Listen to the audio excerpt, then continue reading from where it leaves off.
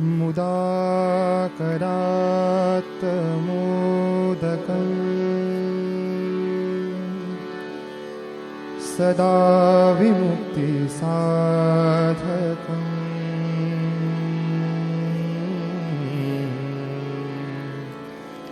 मुदाकरात् मोदकम्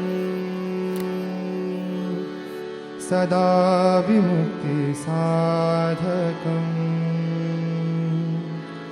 कलाधरावतंसकम्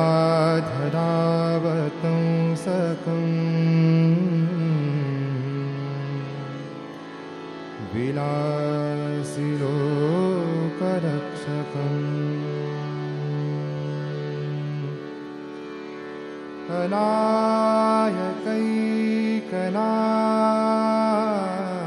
अनायकैकनायकम्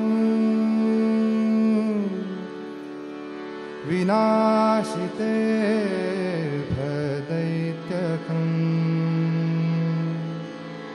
नताशुभाशु नाशकम्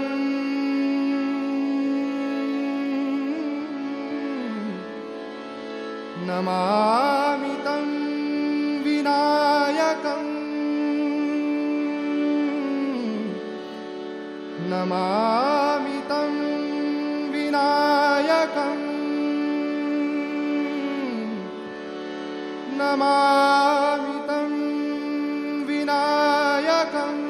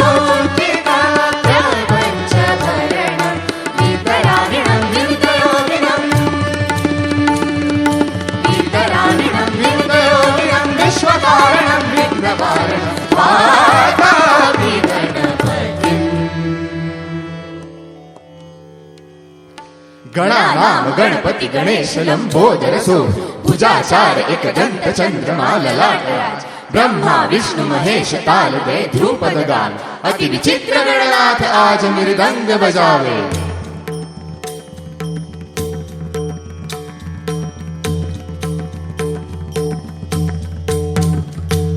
गणानाम गणपति गणेश लंबोदरसो भुजाचार एकदंत चंद्रमा ललाटराज ब्रह्मा विष्णु महेश तालदय ध्रुपद गान अति विचित्र गणनाथ आज मृदंग बजा। घटधरात धर धर ज्ञान दिन दिन दिन नागे नागे नागे धर धर दिन दिन ताके नागे लगे गण द्रुत द्रुत दिन दिन दिन नागे दिन नागे ता कृदान दा कृदान तारान दा दा दा दा कृदान दा कृदान तारान दा दा दा दा कृदान दा कृदान तारान दा दा दा।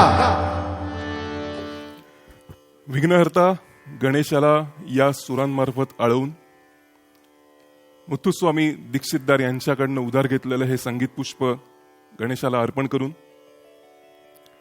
या मंगलमय प्रसंगी 2025 दिवाळी नरक चतुर्दशी इथे उपस्थित प्रत्येकाचं ऑनलाईन ऑफलाईन सगळ्या श्रोत्यागणांचं भक्तगणांचं एसजेएस फ्युएलिंग डेस्टिनीज टीम तर्फे सगळ्यांचं स्वागत आणि दिवाळीच्या अनंत वैयक्तिक शुभेच्छा।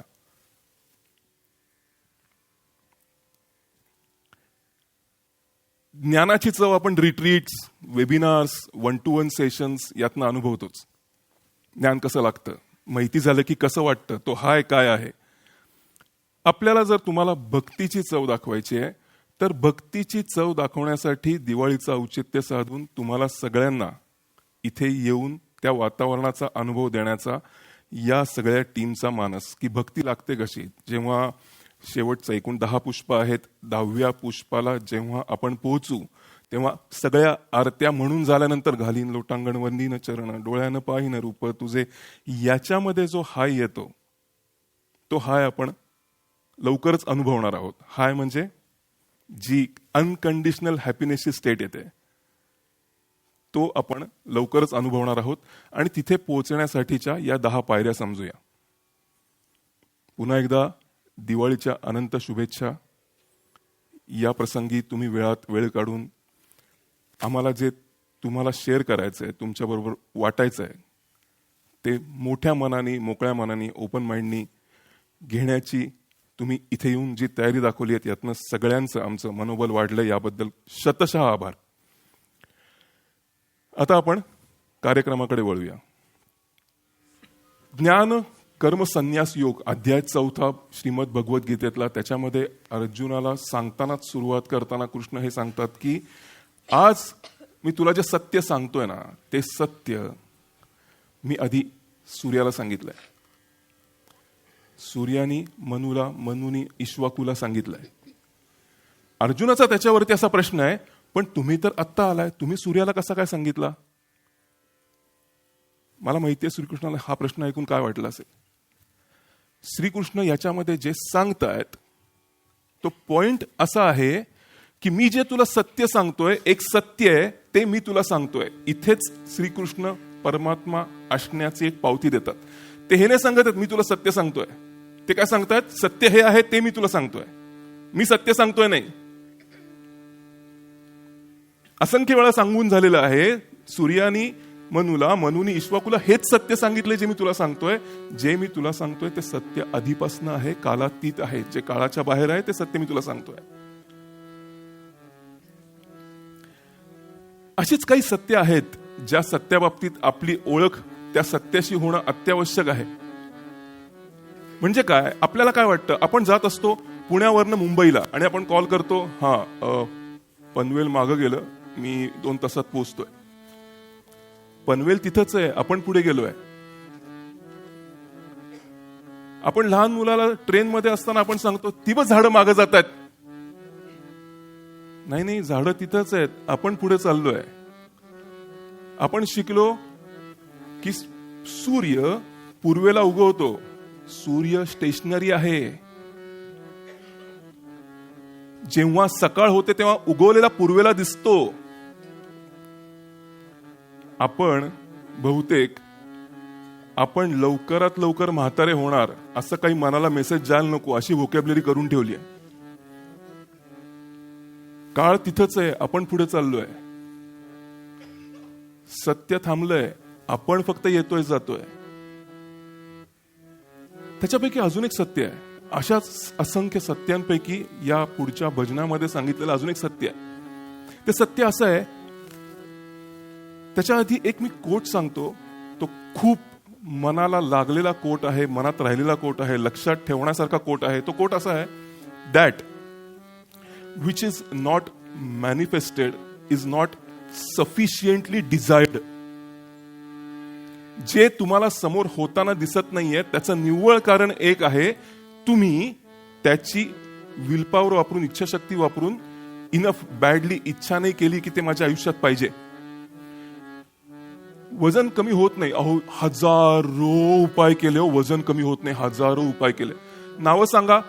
मी पर्वती चढलो दर विकेंडला, त्यानंतर मी कारल्याचा ज्यूस प्यालो 2 वेळा, आणि त्यानंतर मी जेव्हा लिफ्टनी जातो तेव्हा 1 मजला चढून जातो, आणि 3 झाले, 1000 म्हणला होता. नाही, that which is not manifested is not sufficiently desired.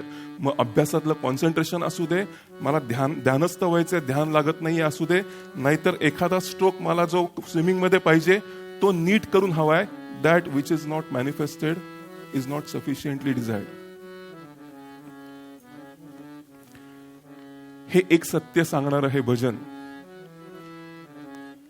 आदिशंकरांनी लिहून ठेवलेलं आणि सगळ्या मानव जातीला एक आय ओपनर म्हणा, नाही तर बर्फाचं पाणी चेहऱ्यावर शिंपडणार. जर तुम्ही प्रॉब्लेम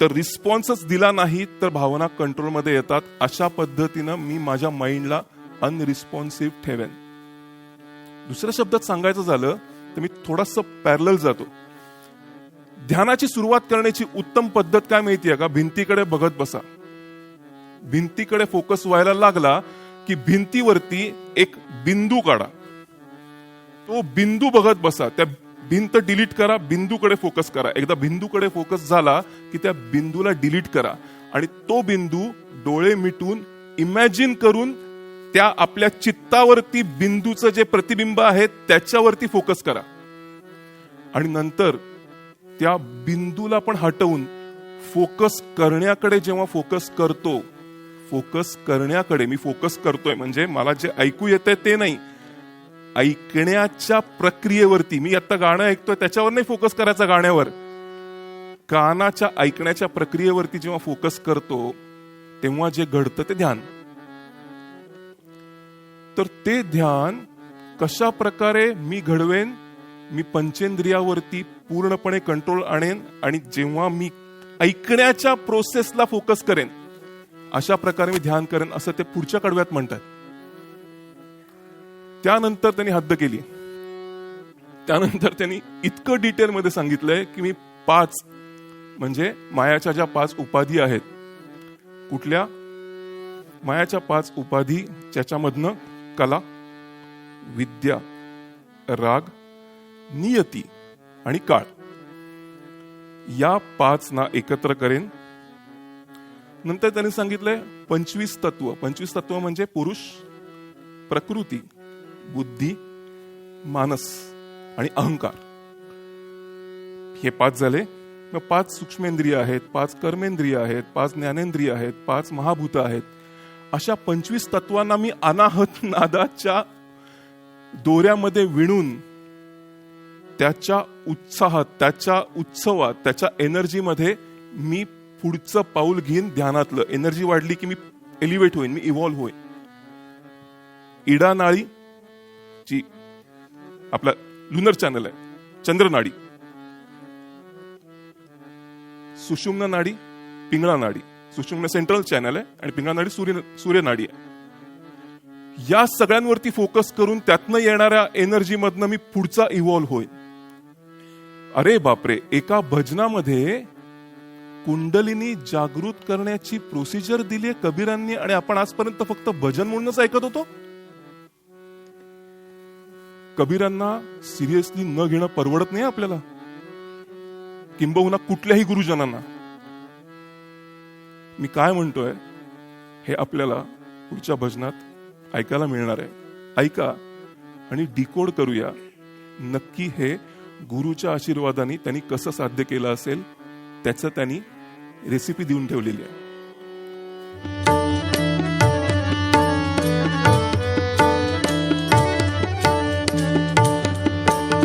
पाँच पचीसो, पाँच पचीसो, पाँच पचीसो, पकड़ मंगा बुद्धि. पाँच पचीसो, पकड़ मंगा बुद्धि. एक ही डोर लगाऊंगा, लगाऊंगा. निर्भय निर्गुण गुण रे गाऊंगा, गाऊंगा. निर्भय निर्गुण.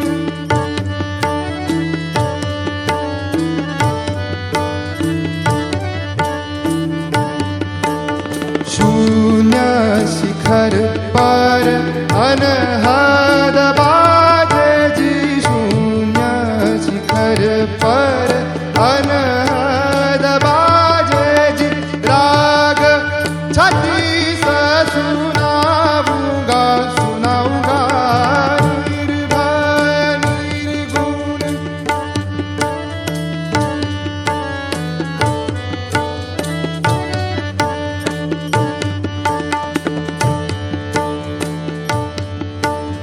कहत कबीरा, कहत कबीरा, कहत कबीरा.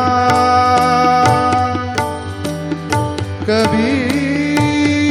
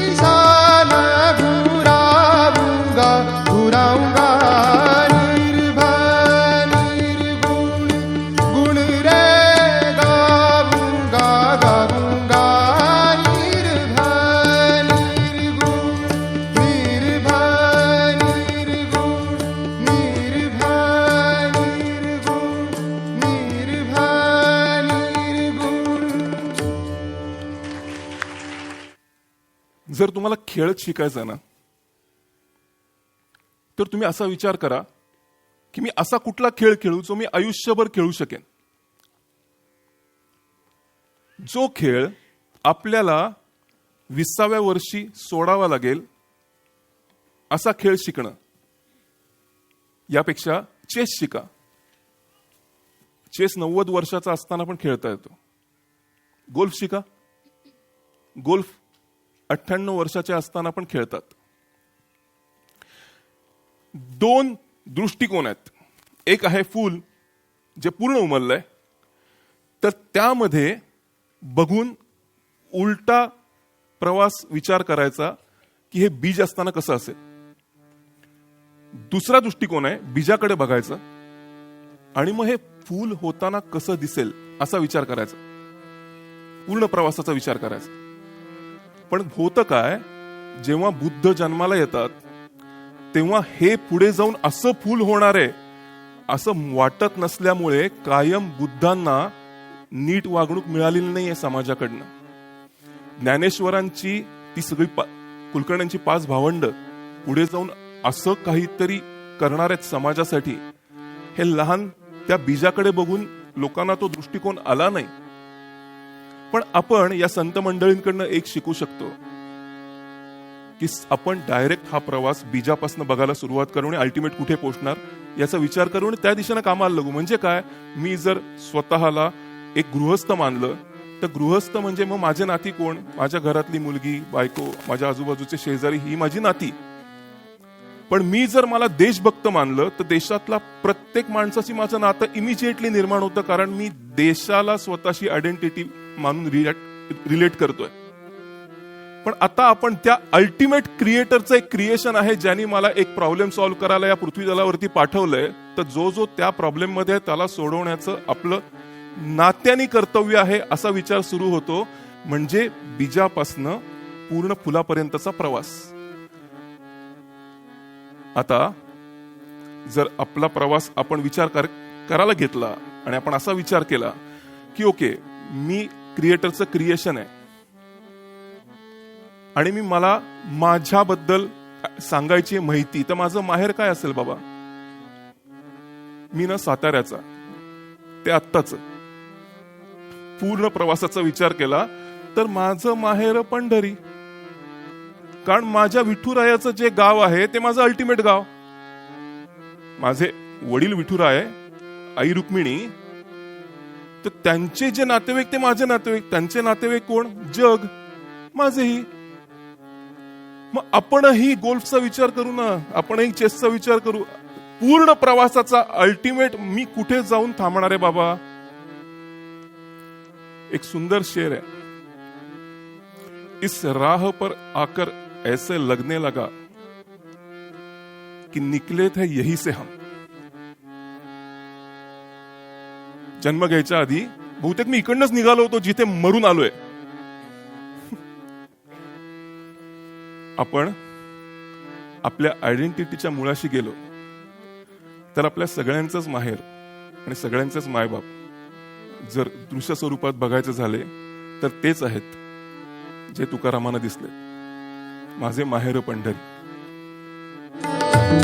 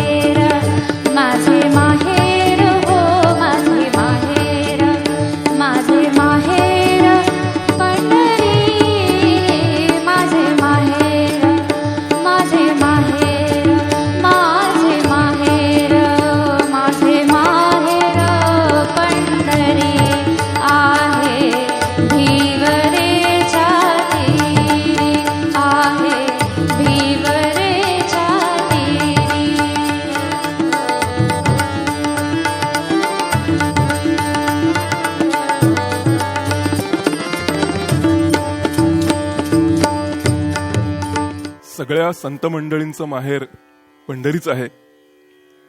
पण मगाशी तुकाराम महाराजांबद्दल या रचनेचं जे असोसिएशन केलं ते एकनाथ महाराजांची ही रचना आहे हे मला इथे जास्ती बरोबर माहिती सांगून नमूद करायला आवडेल. पुढे जाऊया. एक फ्रेंच सायकोलॉजिस्ट आहे, त्याचं नाव आहे इमाईल कुए म्हणून. त्याचा एक खूप सुंदर रूल आहे बरं का. त्या रूलचं नाव आहे the rule of reverse effect. म्हणजे काय? म्हणजे तुम्ही एखादी गोष्ट मिळवण्यासाठी जितके वेडे व्हाल ना तितकी ती गोष्ट मिळण्याची शक्यता कमी कमी व्हायला लागते. म्हणजे तुम्ही गाडी नवीन घ्या, आज माझी पहिली 4 व्हीलर आहे आणि मी या गाडीला एकही स्क्रॅच येऊ देणार नाही अशी चालवा, दुसऱ्या मिनिटाला येऊन सायकलवाला धडकतो. तुम्ही नीट चालवली, पार्किंग मध्ये लावली, मागच्या माणसाला मोबाईल वरती बोलतच पार्किंग करायचं असतं, तो येऊन मिठी मारतो गाडीला. या लॉ किंवा रूल ऑफ रिव्हर्स इफेक्ट मध्ये हळूहळू ना तसे दाखले मिळायलाही लागतात. आपल्या पुत्र प्रेमापोटी माझ्या मुलाला राजा बनवा असं म्हणून कैकेयीनं भरताच्या राज्याभिषेकाचा हट्ट धरला आणि मुलाचा कायम द्वेष पत्करला. करत होती मुलासाठीच, प्रचंड प्रयत्न, पण पत्करला द्वेष. अर्जुन, मला राज्य नको, मला तुम्ही पाहिजे, मला राज्य नको, मला तुम्ही पाहिजे, मी लढणार नाही, मी शस्त्र हातात घेणार नाही. दुर्योधन, मला राज्य पाहिजे, मला राज्य पाहिजे, मला राज्य पाहिजे, नारायणी सेना पण द्या. ओके, मला प्रत्येक जण प्रत्येक शस्त्रास्त्रामध्ये नारायणी सेनामध्ये प्रवीण होता, अशी नारायणी सेना घेऊन राज्य पाहिजे, राज्य पाहिजे. बर, दुर्योधन हारला, जिंकला Arjun. Rule of reverse effect. जे जाणकार आहेत पोहण्यामध्ये ते सांगतील, समुद्रामध्ये जेव्हा भोवरा येतो ना आणि भोवऱ्यामध्ये जर कोणी अडकलं तर सुटायचं कसं? काही करायचं नाही, तो भोवरा खाली जाऊन निमुळता होतो आणि तुम्हाला सोडणारच असतो. आपण जर बाहेर यायचा प्रयत्न केला तर अडकतो. Rule of reverse effect. मी ना लहानपणी नास्तिक होतो, देव वगैरे असं काही नाही, त्यामुळे मला दिवार मधला बच्चन फार आवडायचा.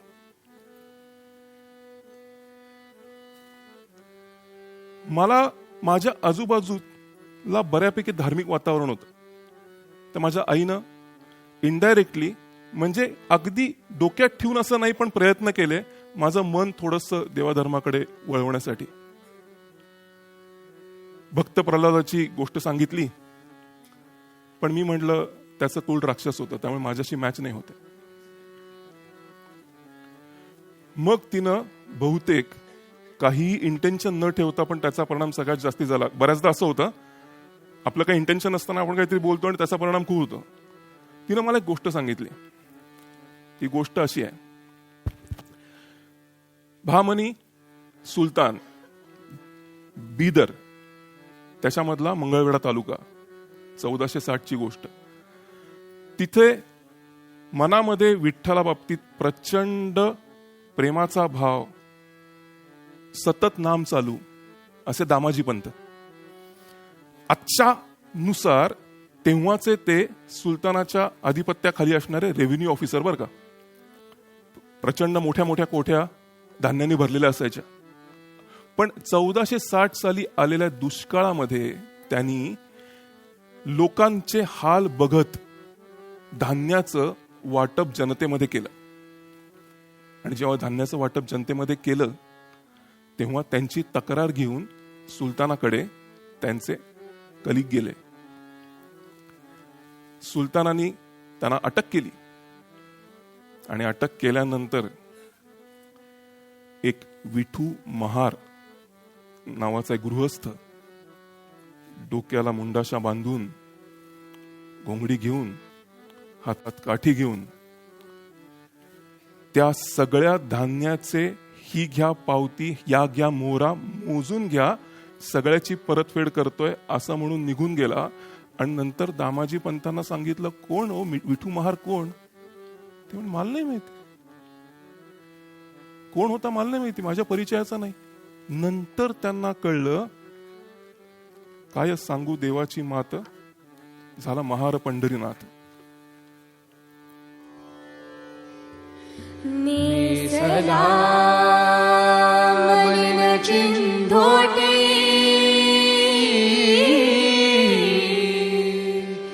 नेसला मलिन चिंधोटी, घेतली हातामध्ये काठी, अहो घेतली हातामध्ये काठी, घोंगडी टाकली पाठी, टाकली पाठी, टाकली पाठी, करी जोहार जोहार, करी जोहार दरबारात, करी जोहार दरबारात, झाला महार पंढरीनाथ, झाला महार पंढरीनाथ, झाला महार पंढरीनाथ.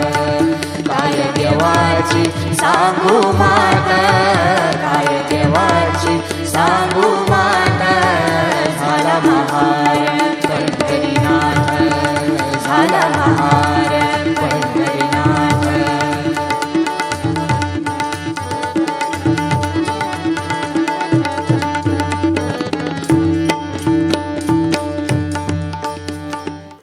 असं म्हणतात की अध्यात्मामध्ये सगळ्यात मध्ये जो येतो ना, तो अहंकार. आपल्याला ना अहंकार बाजूला काढायला जमत नसेल ना, तर एक सोपा उपाय आहे. माझं याचा परीघ वाढवायचा. म्हणजे मग इथे ऐकणारे श्रोतागण पण माझे, ऑनलाईन असणारे श्रोतागण पण माझे, हा व्हिडिओ जेव्हा अपलोड होईल फ्युएलिंग डेस्टिनीज वरती, ते व्ह्युअर्स पण माझे नव्हे, युट्यूब बघणारा प्रत्येक जण माझा, या पृथ्वीवरती असणारा प्रत्येक जण माझा. मग एवढा माझा अहंकार, सगळे माझे, आणि आता मी माझ्या कोणाला काही होऊ देणार नाही. वाह, काय अहंकार आहे. मग हा नाही येत अध्यात्माच्या मध्ये. गृहस्थ जो स्वतःच्या कुटुंबाबद्दल बघतो, देशभक्त जो देशसेवा माझ्याकडनं कशी होईल, देशमध्ये असणारे प्रत्येक नागरिकाला स्वतःची बहीण आणि माता मानतो, बंधू मानतो, आणि मुनी जे विश्वशांतीसाठी कोणालाही माहीत नसताना, क्रेडिट नको असताना हिमालयात बसून तपस्या करतात. इथे पण द्रोणाचार्य अवॉर्ड मिळालेले आहेत. इथे पण आर्मीमध्ये डॉक्टर म्हणून रुजू झालेले, सगळ्यांची सेवा करणारे सैनिकांची इथे काही माणसं आहेत आपल्या इथे.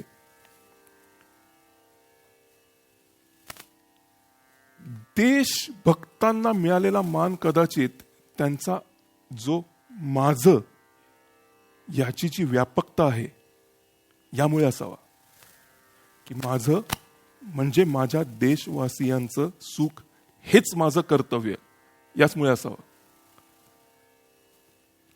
यासाठी तुम्ही जी काही सेवा कराल त्याच्या व्यतिरिक्त देशसेवा वेगळी काही करायची गरज नाही. जे करताय ती देशसेवा एवढाच भाव ठेवल्याने सेवेमध्ये फरक नक्की मिळेल. अशाच रोजा नावाच्या पिक्चरमध्ये एक पत्रकार, एक रिपोर्टर, पण देशप्रेमी, याच्यावरती चित्रित झालेलं हे आता पुढचं गाणं आपली टीम सगळे आपल्या पुढे सादर करते. भारत हमको जान से प्यारा है. भारत हमको जान से प्यारा है, सबसे न्यारा गुलिस्तां हमारा है. भारत हमको जान से प्यारा है, सबसे न्यारा गुलिस्तां हमारा है. सदियों से भारत भूमि दुनिया की शान है. भारत माँ की रक्षा में जीवन कुर्बान है. भारत हमको जान से प्यारा है, सबसे न्यारा गुलिस्तां हमारा है.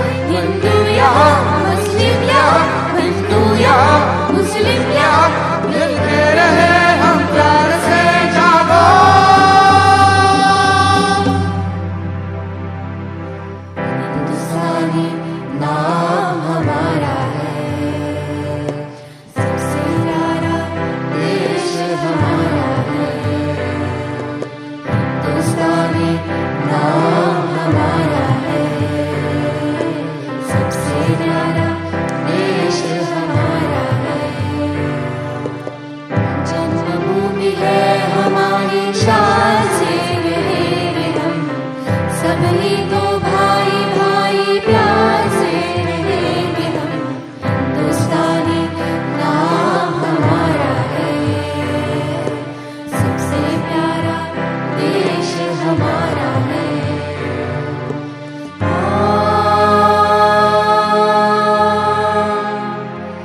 आसाम से गुजरात तक, बंगाल से महाराष्ट्र तक, जाति कहीं हम एक है, भाषा कहीं सुर एक है, कश्मीर से मद्रास तक, कह लो सभी हम एक है, आवाज दो हम एक है, जागो।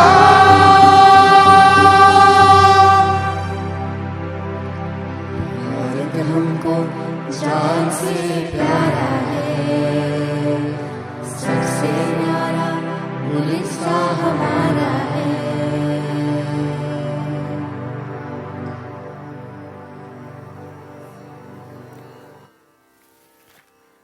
जेव्हा आपला जन्म होतो तेव्हा सायकोलॉजिस्ट सांगतात की आपल्याला सगळ्यात पहिल्यांदा जे कळतं ते तू हे नातं आहे, समोरचे दिसतात ते नातं कळतं. मग आपल्याला कळतं की त्या प्रत्येक नात्याला आणि त्या प्रत्येक नात्यात असणाऱ्या व्यक्तीला नाव आहे आणि ते नाव आपण घेऊन त्यांना ऍड्रेस करू शकतो, त्यांना संबोधू शकतो. पण आपण जेव्हा आपल्याला संबोधतो त्याला आपण मैं म्हणतो किंवा मी म्हणतो किंवा आय म्हणतो आणि या आयला दिलेला अवास्तवी इम्पॉर्टन्स पुढे इगो होतो. मूळ आहे आय आवश्यक आहे, अवास्तवी इम्पॉर्टन्स आड येऊ शकतो. दुसऱ्यांची नावं आपल्याला माहिती आहेत पण आपण आपल्याला कसं ऍड्रेस करणार? आपण काय सांगणार आपलं नाव? कारण मी जेव्हा नाव माहिती नव्हतं तेव्हापासून आहे ना, मला आठवत नव्हतं ना माझं नाव. जेव्हा कळायला लागतं तेव्हा मला माझं नाव माहिती नाही, मग मी माझ्याशी बोलणार कसा? तो आहे आय, तो आहे मी. मला माझं नाव कळतं पण त्याचा उपयोग जास्ती करून इतरांना होतो, मला फारसा उपयोग त्याचा होत नाही. जेव्हा आपण एका शहरातनं दुसऱ्या शहरात जायला लागतो तेव्हा असं दिसतं की हा या शहराची हद्द संपली आणि या शहराची सुरू. पण ऍक्च्युली तिथं काय अशी दरी आहे, खंदक आहे जिथे नॅचरली ती बॉर्डर केली आणि इथं ते शहर संपवलंय नेचरने, असं काही दिसत नाही. ऍक्च्युली सगळं एकच आहे, ऍक्च्युली सगळं एकच आहे. गोरक्षनाथांना जेव्हा हे रिअलायझेशन झालं तेव्हा ना त्यांनी त्यांचे गुरु मच्छिंद्रनाथ यांना काही प्रॉमिसेस केली की आता तुम्ही माझे गुरु, इथून पुढे प्रत्येक वेळेला मी माझं तुमच्यापाशी येऊन तुम्हाला विचारणार की मी आता काय करू. मी कुठल्याही वैद्याकडे जाणार नाही, मला माझ्यामध्ये काही दोष दिसले तर तुम्ही मला सांगा तो कसा सोडवू, तुम्ही मला सांगा की इथून पुढे कसं जाऊ. म्हणजे मला त्या अल्टिमेट म्हणजे एक आहे जे सगळं त्याचंच आहे, सगळं नेचर आहे. मी माझं नाव वेगळं घेतलंय, त्याचं नाव वेगळं घेतलंय, पण नावं काढली तर आम्ही दोघं एकाच ताग्यातले दोन कपडे आहोत, एकाच ज्योतीतनं दोन बाहेर काढलेल्या मेणबत्त्या आहोत. हे रिअलायझेशन झाल्यानंतर ते आपल्या गुरूंना प्रॉमिस देतात. ते प्रॉमिस असं आहे की आता मी कसा विचार करेन हे मी तुमच्या पुढे मांडतो, मला सांगा बरोबर आहे ना. तर तो विचार काय आहे, गोरक्षनाथांनी काय मांडलंय मच्छिंद्रनाथांसमोर, तो आपण ऐकूया. आणि मग वननेस याचं रिअलायझेशन झाल्यानंतर आतमध्ये भाव काय असतो याचा आपणही प्रयत्न करूया.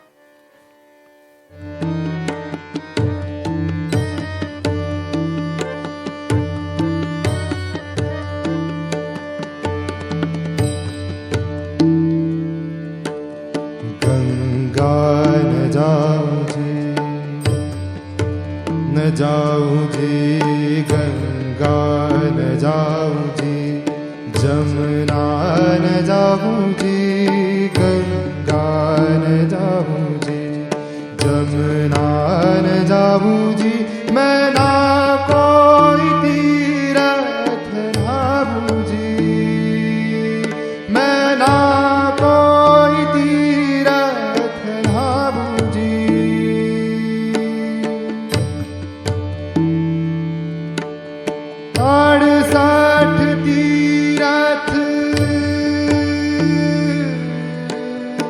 अडसाठ तीरथ, अडसाठ तीरथ, घट भीतर, अडसाठ तीरथ, घट भीतर, अडसाठ तीरथ, घट भीतर, वाही मन धामजी, वाही मन धामजी, तुझे के संग नहीं जाऊं जी, न जाऊं जी, जाऊं जी, न जाऊं जी, जाऊं जी, जाऊं जी, जाऊं जी, जाऊं जी.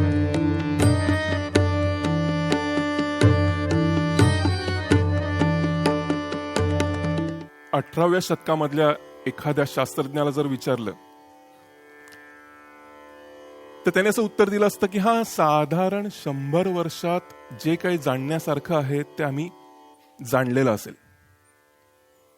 पण आजच्या एखाद्या शास्त्रज्ञाला जर विचारलं तर त्यांनी हा अनुभव ऑलरेडी घेतलाय की जेवढं जाणलं जातंय तेवढं जाणलेलं नाहीये ते एक्सप्लोर होत आहे. जे अजून जाणण्यासारखं आहे ते समोर येत आहे. त्यामुळे आजचा शास्त्रज्ञ हे मानतो की माझी क्युरिओसिटीची जमीन आणि अजून जाणण्यासारखं खूप राहिलंय ही श्रद्धा आम्ही पुढे घेऊन जात जाऊ. या संपूर्ण विश्वाचं जर रूप गदिमांना विठ्ठलामध्ये दिसत असेल तर त्या निराकाराचं वर्णन बाबूजींच्या संगीतमय संगतीनं आता पुढच्या भजनामध्ये त्यांनी कसं केलंय याचा आपण आनंद घेणार आहोत. कानडा राजा पंढरीचा.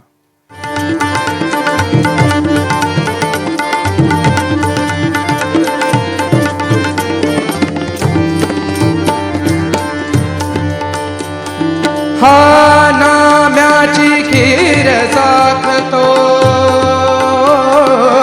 हा नाम्याची खीर साखतो, सोमोबाची गुरे राखतो, हा नाम्याची खीर साखतो, सोमोबाची गुरे राखतो, गुरे राखतो.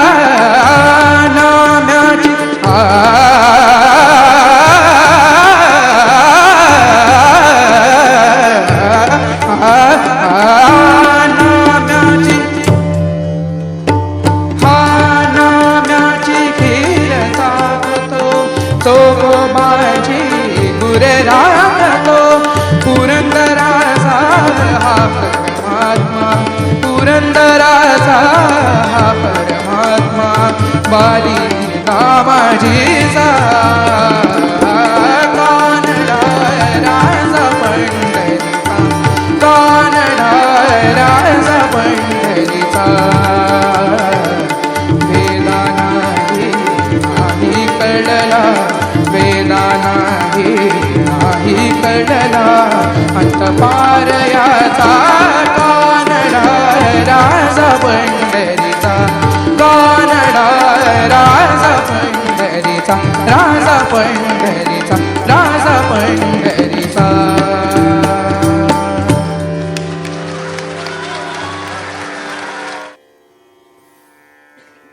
गुरुजीएफ या विचारवंतांनी एक खूप मिनिंगफुल असा थॉट देऊन ठेवलाय. गुरुजीएफ म्हणतात की if you want to know the self you will have to live the others. तुम्हाला जर स्वतःला ओळखायचं असेल तर आउटवर्ड फोकस बंद करून इनवर्ड जायला लागेल. बाहेरच्यांना सोडायला लागून स्वतःकडे फोकस द्यायला लागेल आणि अभ्यास करायला लागेल. जसं एखादा प्रियकर प्रेयसीच्या प्रेमात, प्रेयसी प्रियकराच्या प्रेमात, ती समोरच्याच्या प्रेमात असताना, तर गुरुजीएफ म्हणतोय एक्झॅक्टली ते करायचं फक्त स्वतः बाबतीत.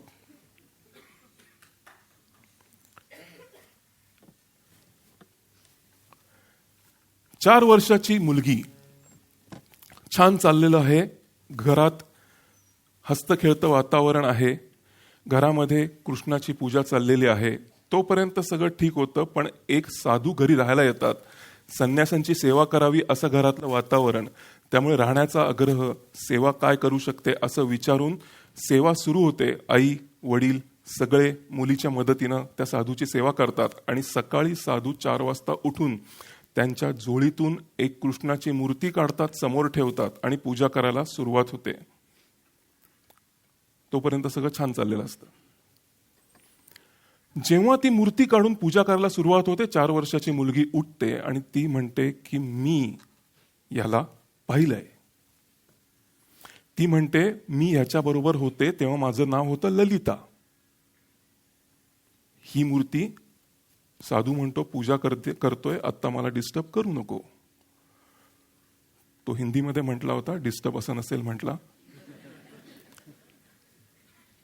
जेव्हा ती पूजा सुरू झाली, ती संपली आणि त्या साधूनी पुन्हा ती मूर्ती, आणि ती मूर्ती होतीच तशी, म्हणजे कुणीतरी कोणाचं तरी मूर्ती करण्याचं कॉलिंगच असावं. पूर्णपणे प्रेम ओतून कृष्णाबद्दलची सगळी श्रद्धा त्या मूर्तीमध्ये घातली होती. आईला पण आवडली होती, वडिलांना पण आवडली होती आणि त्या मुलीला पण आवडली. तो साधू दुसऱ्या दिवशी निघताना ती मुलगी त्या साधूला सोडायलाच तयार नाही, मला मूर्ती पाहिजे. साधू म्हटला नाही, असं कसं, ती माझी आहे, ती मी रोज पूजेत वापरतो. त्यांनी हळूहळू झिडकारायला सुरुवात केली. आईने समजूत घालायला सुरुवात केली, वडिलांनी समजूत घालायला सुरुवात केली. तो साधू गेला, पण त्या साधूच्या जाण्यानंतर त्या मुलीनं, 4 वर्षाची मुलगी बरं का, खाणं पिणं सोडलं, डोळ्यातनं धारा. आता करायचं काय? साधू कुठे गेला माहित नाही. बरं, ती मूर्ती होती प्रेम वाटण्यासारखीच, पण हिचा हट्ट. आणि 4 वर्षाची मुलगी खेळण्याबद्दल 2 तास रडेल, 2 तासानंतर विसरून जातात. हे काय 4 दिवस झाले, 5 दिवस झाले, काही पत्ता नाही, साधूचा पत्ता नाही. हिनं खाण्यापिण्याचा आजारी पडायला लागली. आणि 6व्या दिवशी एक सकाळ उजाडली, तो साधू पळतच आला. तो साधू पळत आला सांगायला की त्या मूर्तीला कृष्णाने मला मूर्ती हिला द्यायला सांगितली. आणि मला साधूनी काय सांगितलं, आजपर्यंत कृष्णाची मी जितके वर्ष पूजा करतोय, एजेड होते, म्हातारे होते साधू, आजपर्यंत मला कृष्णाने दर्शन नाही दिलंय, पण मला पहिल्यांदा दर्शन दिलंय हे सांगायला मूर्ती जिची आहे तिला परत दे म्हणून. मूर्ती घेतली, रोज छातीशी लावून संत मीरा त्यांना खेळायच्या. एकदा एका लग्नात, मैत्रिणीच्या शेजारच्या घराच्या लग्नामध्ये ती गेली आणि तेव्हा तिनं विचारलं, आई माझं लग्न कधी? आई मी कोणाशी लग्न करू? आईनं हसतच, हे आहेत ना तुझे गिरीधर गोपाळ, नातं ठरलं. माझा गिरीधर गोपाळ, मी त्याची. आणि त्यानंतर आयुष्यामध्ये जे काही दाखवलं गेलं, मग काही दिवसांनी, काही वर्षांनी आई गेली, वडील गेले. एवढंच नाही, रीतिरिवाजानुसार कृष्ण प्रेम मनात ठेवून लग्न पण झालं. पण लग्न झाल्यानंतर 17-18 वर्षानंतर संत मीरांचा नवरा पण गेला. बरं, नवरा गेला, प्रेम आतमध्ये बसू देत नाहीये. बरं, प्रेम आतमध्ये बसू देत नाहीये. पहिल्यांदा ती घरात नाचायची, खूप आनंदाने नाचायची. आता भिंती पण काय करू शकायचं नाही, ती रस्त्यावरनं चालायला नाचायला लागली. ती कुठल्याही माणसाबरोबर वार्तालाप करायला सुरुवात केली. एवढंच नाही, तिचं नाच असा होता की तो नाच नजरेआड नाही करू शकत माणूस. काहीतरी आहे, काहीतरी दिसतंय म्हणून ती नाचती हे कळत होतं. घराला प्रॉब्लेम यायला लागला. राजघराणं. शेवटी मीरानी ठरवलं की मला इथे सहन होत नाहीये. एनिवे सगळी प्रेमाची माणसं गेली आहेत, मी वृंदावनात जाते. ती वृंदावनात जायला निघाली.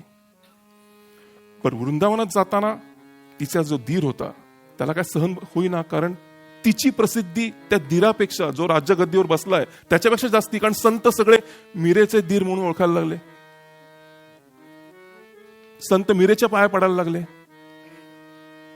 जेव्हा मीरेच्या पाया पडताना तो बघत होता, त्यांनी सांगितलं की अरे रीतिरिवाज काय आहे की नाही, आपण राज्यघराणं. कुठलाही विरोध करणारा माणूस ते नाही सांगत ज्याच्यासाठी विरोध करतोय, असं कारण सांगतो जे पटेल. तो हे नाही सांगत की माझ्यापेक्षा तिला जास्ती महत्व मिळते, हे मला आवडत नाहीये. तो हे सांगतोय की नाही, काही रीतिरिवाज आहे की नाही, राजघराण्यातली असून. वृंदावनात गेली. वृंदावनात गेल्यानंतर ती मीरा जशी जगत होती त्यातनं या राणाला, तो दीराकडे इशारा आहे, त्यांनी नाक पाठवलं पेटाऱ्यामधनं मारायला मीरेला. ती जिथे झोपायची तिथे काटे रोतले,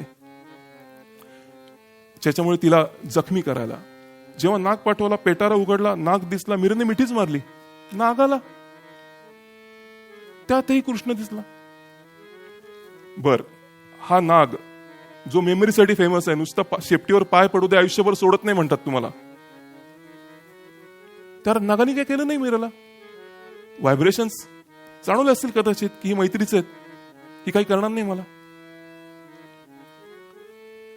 विष दिलं. अरे विष जे माझ्याकडे येतंय, जे माझ्याकडे पाठवलं जाते ते गिरधर गोपाळकडनंच पाठवलं जाते. प्यायला सुरुवात झाली, अंगात गेलं, अमृत झालं, काही झालं नाही तिला. अजून फॉलोअर्स वाढले.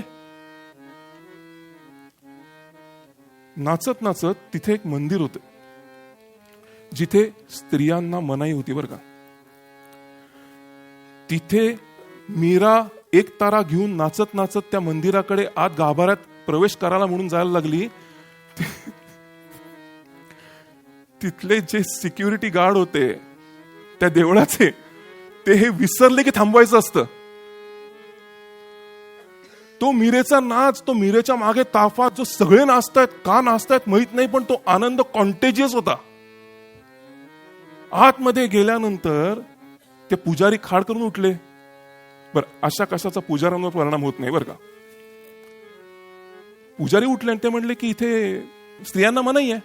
तर मीरेचा प्रश्न असा होता, अच्छा मला वाटलं कृष्ण हा या जगामध्ये एकच पुरुष आहे आणि बाकी सगळे आपण त्याच्या गोपिका आहोत, तू पण पुरुष आहे, तू पण कॉम्पिटिटर आहेस.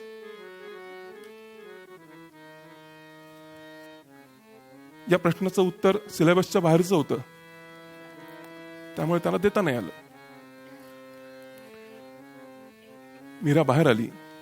बाहेर आल्यानंतर ती तिथून निघून द्वारकेला आली. आणि द्वारकेला तिला सगळं आठवायला लागलं की कुठं काय झालं होतं. ती एका देवळात दररोज राहायला लागली.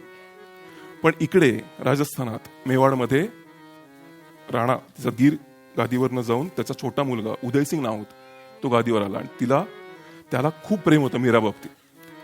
जसा तो गादीवर आला त्यांनी मीराला परत बोलवण्याचे निरोप पाठवायला सुरुवात केली. मीरा म्हटली आता काय येणं जाणं, तू तिथे राहा, मी इथे राहते, काही हरकत नाही, चाललंय, छान चाललंय. पण तो ऐकायला तयार नाही. शेवटचा प्रयत्न म्हणून, तो जायच्या आधी शेवटचा प्रयत्न म्हणून 100 जण पाठवली आणि त्यांना धमकी देऊन पाठवलं की तुम्ही जा, तुम्ही तिला घेऊन या, नाहीतर तुम्हाला मी राज्य दरबारातनं आतमध्ये प्रवेश करू देणार नाही. त्यांनी मीरेला साकडं घातलं की अगं तू नाही आलीस तर आम्हाला धोका आहे, तू इथून निघाली नाहीस ना आमच्या बरोबर तर आम्ही इथं उपास करू, उपोषण करू, आम्ही नाही निघणार जोपर्यंत तू नाही निघत. हे ऐकल्यानंतर मीरा म्हटली की आता जरा विचार करायला लागेल. मी माझ्या गिरीधर गोपाळला विचारून येते. मीरा गाभाऱ्यात गेली परवानगी घ्यायला आणि असं म्हणतात की त्यानंतर ती दिसली नाही.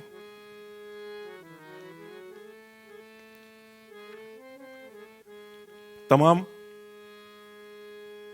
सगळ्या कृष्ण भक्तांना समर्पित हे भजन मीरा हो गई मगन.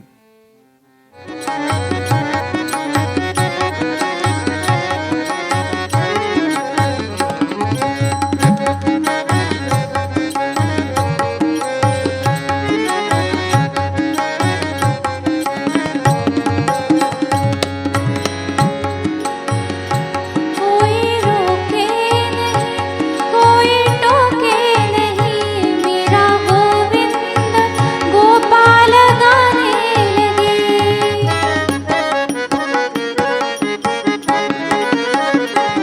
कोई रोके नहीं, कोई टोके नहीं, मेरा गोविंद गोपाल गाने लगे. बैठे संतों के संग रंगे मोहन के रंग, मेरा गोविंद गोपाल गाने लगे. वो तो गली गली हरि गुण गाने लगे. ऐसे लागे लगन मेरा हो गई मगन, ऐसे लागे लगन मेरा हो गई मगन. वो तो गली गली गली हरि हरि गुण गाने लगे. ऐसे लागे लगन मेरा हो गई मगन, ऐसे लागे लगन मेरा हो गई मगन.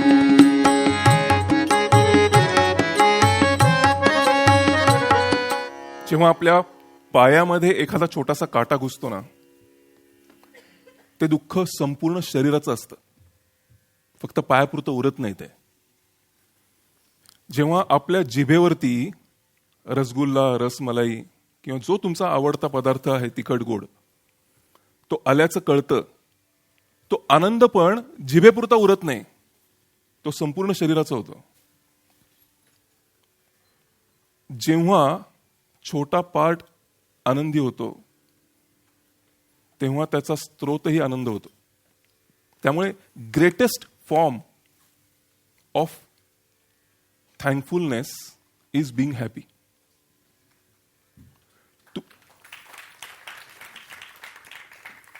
तुम्हाला असं वाटतंय ना की मला ग्रॅटिट्यूड जर्नल लिहायचं आहे पण वेळ नाही. ओके, फक्त मला माहितीये तू माझ्यासाठी जे योग्य आहे ते ऑन द वे आहे, पाठवलेस, कारण आत्तापर्यंत मिळत गेल्याचा माझ्याकडे पुरावा आहे. या दोन्ही कारणाने मी हॅपी आहे.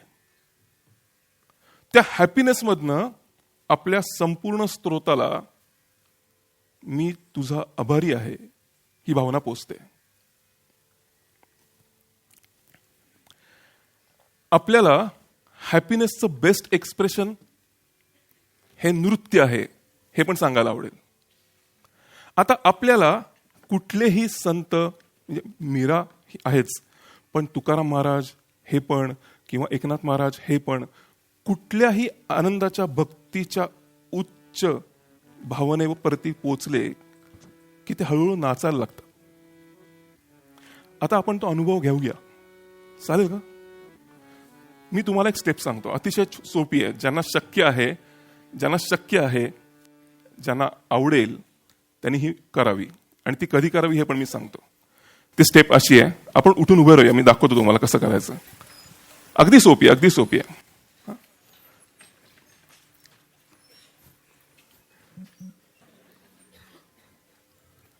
स्टेप अशी आहे, 1 2 करा, जागच्या जागीच. 1, हे बघा 1 2 ही कवायत. मी त्याच्यात कवायतीमध्ये थोडीशी अर्धा किलो मेलेडी घाला. कवायतीमध्ये अर्धा किलो मेलेडी घालून बघा, ती अशी होते. मग 1 2 हा, आणि हातानी बोटानी या मनगटाच्या मुळावरती मारायचं. चिपळ्या असतात, आपण कसं केलं असतं तसं 1 आणि 2. जर पाहिजे असेल तर पुढे, पाहिजे असेल तर मध्ये पण येऊ शकता. जागेवर करू शकत असाल तर तिथे करा. हा, 1 आणि 2 एवढी स्टेप आहे. 1